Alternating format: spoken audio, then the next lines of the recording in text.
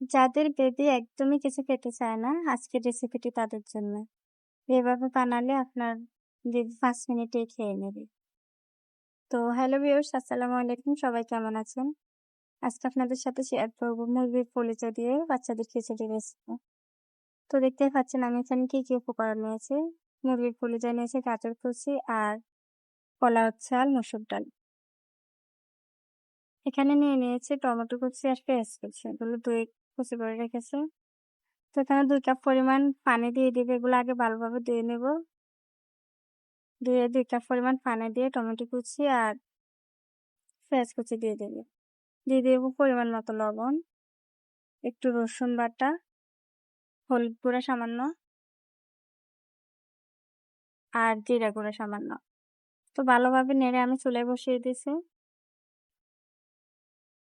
এরপরে দিয়ে দেব সামান্য তেল। তেলের পরিবর্তে ঘি ইউজ করতে পারেন। এরপর ডেকে দেব। ফুটে গেলে ঢাকনা সরিয়ে দেব। দিয়ে ভালোভাবে নেড়ে চেড়ে দেব। তো আমার পানি শুকিয়ে গেছে। আর একটু শুকিয়ে নেব। শুকিয়ে নিয়ে তারপরে দেখতেই পাচ্ছেন আমার খিচুড়ি রান্না রেডি। এভাবে রান্না করলে আপনার বাচ্চা ৫ মিনিটে খেয়ে নেবে।